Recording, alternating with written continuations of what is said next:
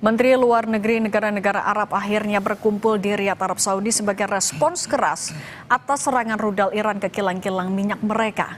Akankah seruan kecaman Menlu negara Arab ini jadi awal meluasnya perang? Kita bahas bersama peneliti senior Indo-Pacific Strategic Intelligence Aisyah Kusuma Sumantri dan pakar strategi PPAU alumni US Air War College Marsma Purnawirawan Agung Sasongkojati. Selamat petang semuanya. Selamat sore. Selamat sore, Mbak Sidi. Pak Agung, saya ke Mbak Aisyah dulu ya. Mbak Aisyah, kalau pernyataan dari Menlu Arab bilangnya ini adalah serangan dari Iran, tidak bisa dibenarkan dan mereka tidak akan mengenyampingkan opsi tindakan militer. Anda menganalisis ini sebagai sebuah kecaman biasa atau sangat mungkin ditindaklanjuti? Ya. Sangat mungkin ditindaklanjuti. Yang pertama kita lihat awalnya memang negara-negara Arab ini masih wait and see. Dia masih menunggu sampai ada intervening variable yang besar sehingga mereka dapat mengikuti perang. Sebelumnya ada beberapa pertimbangan yang kemudian dimiliki oleh negara-negara Arab dalam kemudian mengekskalasi situasi. Yang pertama adalah beban politik dari perang, yaitu kemudian ketika mereka menjadi belligerent maka akan ada potensi bahwa perangnya akan melebar ke tahapan perang regional. Yang kedua adalah kemudian adanya potensi polarisasi sosial di antara masyarakatnya. Karena mau tidak mau kita harus akui bahwa Iran ini memang meskipun pemerintahannya ini memiliki posisi yang kontra terhadap Iran, tetapi kemudian masyarakatnya memiliki favorability yang tinggi.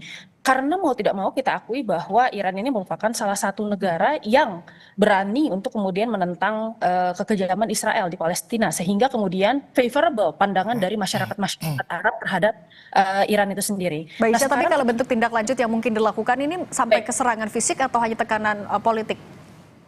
Untuk kemudian tindak lanjut, ada kemungkinan akan serangan fisik. Yang pertama adalah at the very least ya, ini kita tidak bicara tentang serangan ke Irannya, tetapi kemudian kita bicara tentang serangan yang mungkin akan menghalau segala bentuk serangan yang mungkin akan terjadi di negara-negara Arab di masa depan. Apakah itu dengan cara misalnya melakukan intercepting yang lebih modern, ataukah dengan cara sebenarnya yang paling efektif adalah menghancurkan persenjataan Iran sebelum sampai ke negara-negara Arab ya, sebelum melakukan itu. Tetapi untuk bisa melakukan itu dibutuhkan adanya political will. Nah, ini yang harus kita pahami bahwa sebelumnya tadi ada beberapa hambatan untuk bisa melakukan hal tersebut ya, termasuk tadi beban politik dalam negeri, beban politik regional, dan kemudian polarisasi masyarakat. Tetapi ketika kemudian hajat hidup orang banyak dari Timur Tengah ini sudah terganggu, mau tidak mau sebenarnya pemerintah dari negara-negara Arab ini perlu melakukan suatu tindakan gitu. Jadi secara political will-nya sendiri ini sudah terpenuhi sampai saat ini. Oke, kalau ada dorongan untuk melakukan tindak lanjut Pak Agung, tapi kalau menurut Anda bagaimana Iran akan merespons tekanan dari negara-negara di Teluk itu? Iran melakukan itu dengan rencana ya. Yang kelihatan paling punya rencana di dalam konflik ini adalah Iran. Jadi jelas apa yang dilakukan oleh Iran itu semua dengan rencana. Baik termasuk meskipun dia mengalami kehancuran, banyak hal, tapi memang rencana dia adalah memang tidak melawan di dalam. Karena Iran tuh dari lama udah belajar dari perang pada saat Amerika menghabisi Irak, kemudian belajar di Lebanon, mereka sudah belajar bagaimana mendesentralisasi daripada ininya. Sehingga pada saat Ayatollah tewas atau wafat, kemudian mereka sudah otomatis akan mendelegasikan kepada cabang-cabang daripada ARGC di provinsi-provinsi untuk menyerang dengan tabel ataupun dengan daftar daripada apa tindakan dilaksanakan. Sehingga dengan terusnya perlawanan meskipun pimpinan teratas tidak ada, itu tetap menunjukkan dia eksis. Jadi yang penting sama kayak kita zaman dulu, meskipun presiden kita, Presiden Soekarno ditangkap, tapi Jenderal Sudirman tetap melawan. Sehingga akhirnya Republik tetap eksis karena itu sama. Jadi di Iran itu juga sama. Apa yang dilakukan RGC adalah tetap bagaimana Iran tetap eksis. Nah tapi Pak Agung, maksudnya bentuk respons yang akan disampaikan Iran apa? Apakah mereka hanya akan hanya dipertimbangkan saja atau akan respons lebih serius? Oh tidak, semua serangan ini semua adalah dengan perhitungan semua. Karena memang fasenya Iran adalah perang atrisi. Dalam perang atrisi itu yang diatrisi bukan hanya militernya Amerika, militernya Israel, tapi diatrisi adalah kepercayaan publik Israel dan Amerika, ekonominya publik dan Amerika, kemudian diplomasinya ini dan Amerika, dan ternyata berhasil. Yang rontok kepercayaan diplomasi atau hubungan diplomasinya malah Amerika. Israel udah jelas lah. Kemudian secara ekonomi akan mengalami masalah adalah Amerika dan sekutunya. Kemudian sehingga terjadi penolakan terhadap bantuan ke Amerika dari negara-negara NATO, dan kemudian bagaimana negara NATO, negara EU Eropa dengan Jepang untuk bagaimana menyelesaikan masalah ini bukan dengan menyerang, pasti dengan nego yang baru ya. Dan terakhir negara-negara Arab ini berkumpul, negara-negara Islam ini berkumpul untuk menggunakan, memang secara normatif harus menggunakan mengatakan bahwa mereka tidak setuju atau tidak suka dengan serangan ini. Tapi mereka juga seharusnya menyatakan tidak setuju juga akan serangan Amerika Israel ke Iran. Itu yang satu tidak dikatakan. Jadi di belakangnya ada bargaining politik. Karena sesungguhnya memang diam-diam negara-negara Arab ini membantu Amerika. Bahkan ada yang punya dosa yaitu malah menganjurkan supaya Amerika menyerang. Dan meskipun dikoreksi oleh menteri yang lain, tapi itu sudah tersebar. Dan juga kalau Qatar ini meskipun dia menunjukkan bahwa dia mempersona non grata beberapa personel diplomatiknya Iran, tapi sesungguhnya Qatar ini dosanya paling besar. Qatar itu nyogok stafnya Netanyahu, namanya Qatar Gate ya, menyogok agar dapat Israel memprioritaskan dia sebagai pendamaian, dan Qatar itu mendapatkan nama baik di mata rakyat Israel dan Barat. Kemudian di sisi lain Qatar itu juga dengan Presiden Trump membuat ISMA. Jadi ada semacam proyek lapangan golf dan proyek pembuatan villa-villa mewah di sana dengan harga hampir di atas $5 miliar. Dan kemudian Presiden Trump dapat hadiah $400 juta ini pesawat kepresidenan yang nanti setelah Trump pensiun akan jadi pesawat Library of Trump. Jadi sebetulnya yang dilakukan oleh Trump sekarang terakhir adalah dengan menyalahkan Israel tidak koordinasi untuk menyerang ladang minyak Iran. Iran kan membalas ini karena ladang minyak diserang, dia balas ladang minyaknya Qatar. Qatar sendiri adalah pensuplai 40% gas alam dunia yang mensuplai hampir ke Eropa. Dan Eropa sendiri karena diputus oleh Amerika untuk mendapatkan gas murah dari Iran, maka dia mendapatkan alternatif dari Qatar. Dan sekarang diputus lagi, mereka harus kemana? Mereka jelas ini gara-gara Trump, bukan gara-gara Iran. Nah sekarang yang terjadi adalah Trump sendiri saat ini begging, dia bayangkan dalam satu Twitter seorang presiden menggambarkan sesungguhnya serangan dari Israel kepada ladang gasnya Iran itu tidak kami ketahui. Yang pertama, yang kedua bahwa dan seharusnya jangan diserang dong Qatar gitu. Dan sesungguhnya Qatar itu tidak punya salah apa-apa. Jadi dia kalau nanti diserang lagi akan saya serang loh Iran. Jadi dia begging ke Iran dengan juga mengancam Iran. Tapi sungguhnya yang disampaikan adalah dia sudah mengatakan saya beda dengan Netanyahu. Oke, sebentar Pak Agung. Kalau misalnya sudah ada pernyataan atau kan ini bukan pertama kali ya bilang kalau tidak ada koordinasi antara Israel dengan Amerika Serikat. Mbak Isha, Anda melihat sebenarnya ini mulai ada apa backgroundnya sampai seorang Donald Trump mulai turut menyalahkan Israel juga dalam konflik ini? Ya, dari awal memang yang kalau kita lihat di dalam konflik ini, Amerika Serikat itu sebenarnya terseret di dalam peperangan ini.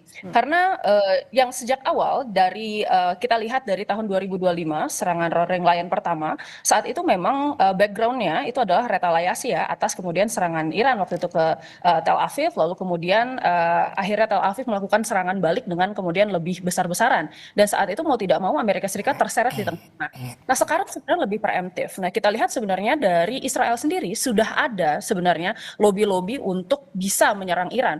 Bahkan secara terbuka PM Benjamin Netanyahu ini mengatakan bahwa Israel ini ada niatan untuk menyerang Iran. Itu bahkan sejak masa Presiden Obama yang pertama, Presiden Trump 1.0, lalu kemudian Presiden Biden dan sekarang Presiden Trump 2.0. Nah, tetapi entah kenapa kita juga tidak tahu ada kemudian lobby-lobby tertentu ya yang kemudian akhirnya dimenangkan oleh kemudian PM Netanyahu dalam mempersuasi Presiden Trump untuk kemudian mengikuti peperangan ini. Nah, di tengah jalan mungkin memang kita lihat bahwa segala persiapan yang kemudian dilakukan oleh Amerika Serikat untuk kemudian bisa menyerang Iran ini memang sangat kurang gitu. Bisa kita lihat dari bagaimana kemudian pernyataan dari Hexet yang menyatakan bahwa kita mengetahui bahwa kemudian Iran akan menutup Selat Hormuz, tapi kita tidak memiliki antisipasi untuk kemudian bisa mengatasinya. Itu kan saja sudah terlihat bahwa kemudian dari segi strategi mereka tidak ada perencanaan yang baik gitu. Nah, dari sisi ini kita lihat bahwa dari politik domestik Amerika Serikat sekarang sudah mulai ada perpecahan terkait perang ini. Di awal kalau tidak salah approval rate tentang perang ini itu dari Bloomberg sekitar kurang lebih kalau tidak salah 59% itu menolak adanya peperangan ini. Yang berarti apa? political support terkait perang ini itu sudah sangat turun di Amerika Serikat. Ditambah lagi, kalau kita bicara tentang kemudian progresifnya, kita bandingkan misalnya dengan perang di Irak gitu. Nah, peperangan Irak itu membutuhkan waktu sekitar 14 tahun hingga kemudian perangnya bisa jadi unpopular seperti ini gitu. Jadi Presiden Trump sekarang berada di dalam posisi yang tidak diuntungkan, terlebih dari dengan kecaman-kecaman masyarakat. Jadi ada potensi di mana sebenarnya mereka bisa mengalahkan dari segi militer, tetapi kita tahu sebenarnya yang namanya dari segi peperangan, war is a continuation of politics. Kalau menurut Clausewitz ya, berarti kan sebenarnya dari jangka panjang ketika tadi kata Pak Agung ini ditarik menjadi protracted war, lalu kemudian dibuat sedemikian rupa agar perangnya mahal dan pada satu waktu pasti akan mempengaruhi hajat hidup Amerika gitu. Saat ini dukungan dari MAGA masih kuat, tetapi ketika harga minyak misalnya sudah mencapai $150 per barel, maka kemudian resesi itu pasti sudah akan terjadi, gitu ya. Jadi kemudian dari segi Amerika Serikat ini sudah agak berat. Sementara sebenarnya yang pertama kali kemudian mengusung ide untuk menyerang Iran, strategik purpose-nya itu sebenarnya muncul dari Israel. Karena Israel ini ingin kemudian menjadi hegemon tunggal di kawasan tersebut. Dan ketika Iran memang berhasil membangun senjata nuklir, maka existential threat-nya itu bukan ke Amerika Serikat, tetapi ke Israel. Maka dari itu saya rasa sebenarnya di sini ada perbedaan. Terutama karena kemarin ya kita lihat bahwa Tel Aviv juga sudah mulai hancur, lalu kemudian ada beban-beban politik yang kemudian muncul. Tetapi kemudian dari Israel sendiri masih bersikukuh. Sementara dari Amerika sendiri sudah mulai ada goncangan politik di dalam negeri. Oke Mbak Isha, tapi dengan semakin menurutnya political support di dalam negeri Amerika Serikatnya sendiri ini mempengaruhi pertimbangan atau kalkulasi dari negara-negara tertentu tidak? Bagaimana sebenarnya mereka menyikapi? Apakah mereka akan menunjukkan mereka ada di sisi Amerika Serikat atau mereka akan mencoba mencari jalur yang lebih aman? Ya, negara-negara Teluk ini dari awal saya setuju dengan Pak Agung, memang membantu Amerika Serikat ya secara diam-diam. Bahkan sebenarnya ya itu sudah terlihat dari bagaimana kemudian mereka harboring kemudian US military base di wilayah mereka. Dan saya rasa sebenarnya kalau mempertanyakan apakah kemudian political supportnya akan mempengaruhi, saya rasa iya. Yang pertama, ini negara-negara Teluk ini pasti mempertanyakan apakah AS masih bisa diandalkan sebagai aliansi yang terpercaya oleh negara-negara yang tadinya itu mendukung penuh Amerika Serikat di dalam peperangan ini. Nih kita bisa lihat polanya tidak hanya di negara-negara Teluk, tetapi juga kemudian di negara-negara NATO dan bahkan kemudian negara-negara aliansi di Asia Pasifik seperti misalnya Jepang yang kemarin ada pernyataan ya bahwa Jepang tidak akan mengirimkan kapalnya ke kawasan Selat Hormuz. Nah lalu kemudian kita lihat juga sebenarnya, dari negara-negara Teluk ini sekarang dia sedang berusaha untuk kemudian melakukan yang namanya internal balancing. Jadi berusaha agar kemudian ketika Amerika Serikat ini tidak bisa kemudian melakukan extended balancing ya ke kawasan tersebut dan tidak mampu melindungi negara-negara Teluk ini dari serangan-serangan yang sudah direncanakan Iran tadi. Karena Iran tadi ya bermainnya tidak hanya kemudian dia ke arah kerusakan fisik saja, tetapi juga kerusakan ekonomi dan kemudian tekanan sosial dari masyarakat. Maka kemudian yang pada akhirnya terjadi adalah sekarang mereka tadi ya ada perencanaan-perencanaan tertentu khususnya adalah dengan mengikuti peperangan yang setengah berlangsung. Jadi ada potensi negara-negara Teluk ini ikut peperangan. Oke, kalau gitu Pak Agung, tapi kalau misalnya kita membandingkan ini sudah masuk minggu ketiga, kalau misalnya memang akan ada keterlibatan dari negara Teluk, apakah Iran masih akan sanggup untuk mengimbangi? Tapi jangan jawab dulu, kita akan bahas lagi, tetap bersama kami di Kompas Petang.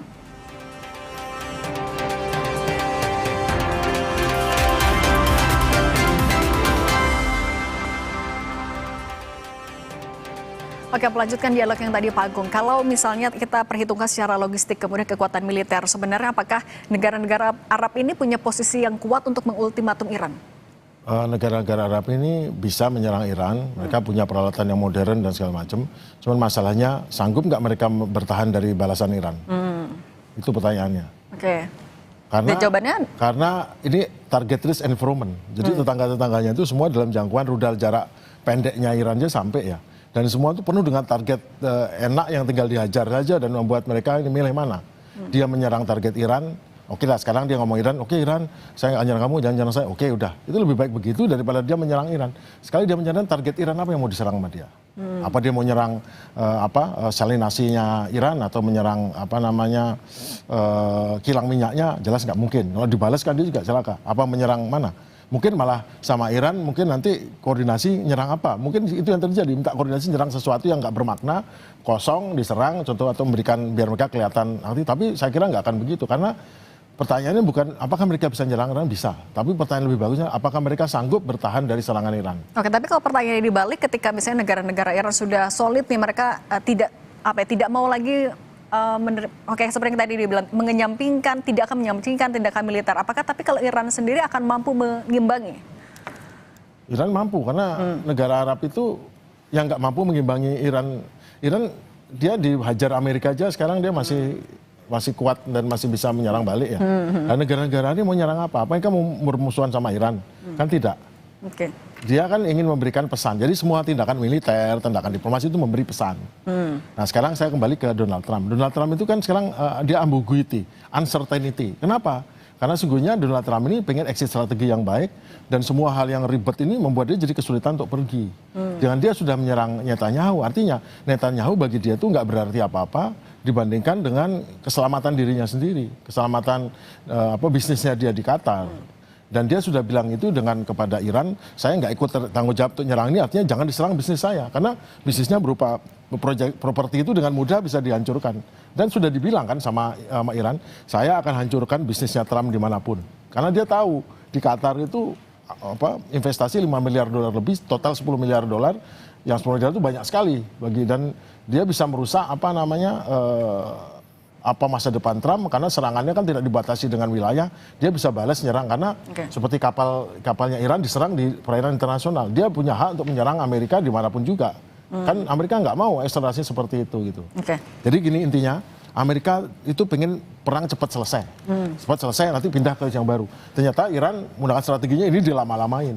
Nah, kemudian juga karena dia pengen cepat selesai, dia harus cepat selesai. Karena persenjataannya, peralatannya, orangnya, logisnya tidak sanggup untuk perang terlalu lama. Oke, kalau misalnya ternyata Amerika Serikat sudah mencari exit plan, tapi kan di sisi lain Mbak Aisyah, Israel masih terus memburu petinggi-petinggi dari Iran, dan Iran juga sudah berjanji akan melakukan balas dendam. Ini ujungnya akan seperti apa? Akan semakin tereskalasi kah, atau ada opsi justru akan bisa meredam? Saya kira kita harus pahami dulu ya karakteristik dari kedua negara, baik itu dari Israel maupun dari Iran. Iran dan Israel itu berbeda dengan Syria, berbeda dengan Irak, berbeda juga dengan kemudian negara-negara lain ya yang ikut berperang dengan Amerika Serikat dulunya. Kalau misalnya kita lihat misalnya perang di Irak secara simetris ini selesai ketika Saddam Hussein tertangkap, tetapi kemudian di Iran tidak begitu. Karena sebenarnya kita lihat Iran sendiri memiliki konstitusi yang kuat, sehingga kemudian jika ada satu pemimpinnya yang meninggal, maka kemudian akan digantikan dengan pemimpin lain yang sangat cepat. Bahkan kalau kita lihat kemarin ketika Ali Larinjani ya sebagai salah satu kemudian pemimpin tertinggi ya dari militer Iran itu sendiri, ketika itu tersingkir, yang kita lihat adalah sebenarnya Iran langsung kemudian bergegas untuk mengganti Larinjani dengan salah satu kandidatnya, yaitu adalah Jalili. Nah, Jalili ini justru malah lebih keras sebenarnya dibandingkan dengan Larinjani yang memiliki Western education ya, yang sebenarnya secara militer, secara ideologi sebenarnya Larinjani ini cukup moderat gitu. Yang terganti malah kemudian orang yang sangat keras dan kemudian sangat radikal, sama dengan kemudian apa yang terjadi ketika Ali Khamenei juga ini meninggal. Nah, yang kita lihat di sini adalah meskipun banyak sekali pemimpin-pemimpin baik itu dari Israel maupun dari Iran yang pada akhirnya berguguran ini, tetapi tidak merubah kemudian dinamika politik dan dinamika perang. Ini akan jadi political shock, ya. Tetapi kemudian ada beberapa efek juga yang kita bisa expect di sini. Yang pertama adalah sebenarnya perilaku rally around the flag gitu. Untuk Iran ini sudah terbukti bahwa ketika ada pimpinan-pimpinan yang meninggal, maka kemudian masyarakatnya akan semakin kuat. Nah, untuk Israel ini kita masih mempertanyakan karena sebenarnya karakteristiknya ini masih agak berbeda, dan rata-rata ini masyarakat Israel merupakan masyarakat yang terbentuk dari imigran gitu dengan latar belakang yang berbeda-beda. Nah, ini yang kemudian perlu kita pertanyakan. Lalu yang kedua juga ini ada kemudian potensi adanya pergantian strategi dari segi militer, komunikasi antara pemerintah dengan militer, bahwa ketika kemudian ada incaran terhadap kepala-kepala negara dan pimpinan-pimpinan militer, yang terjadi adalah mereka akan berusaha untuk memperketat dan melindungi kepala-kepala militer mereka gitu. Jangan sampai pimpinan-pimpinan ini akan terbunuh lagi gitu ya. Lalu yang ketiga tadi perketatan pengamanan terhadap pimpinan suatu negara. Nah, ini akan terjadi kita lihat. Nah, di dalam beberapa minggu terakhir ini yang kita lihat adalah sebenarnya ada beberapa pimpinan militer tinggi dari Iran dan Israel yang pada akhirnya meninggal karena serangan tersebut. Tetapi yang kita lihat ini tidak seberapa berpengaruh sebenarnya di dalam peperangannya, karena tadi secara konstitusi keduanya kuat dan political will-nya masih ada untuk bisa melanjutkan peperangan. Oke, ya harapan kita tidak ada, kita maunya deeskalasi, jangan sampai ini kemudian semakin meluas. Mbak Aisyah dan Pak Agung, terima kasih sudah berbagi bersama kami, terima kasih sudah datang di studio Kompas TV. Sehat selalu semuanya.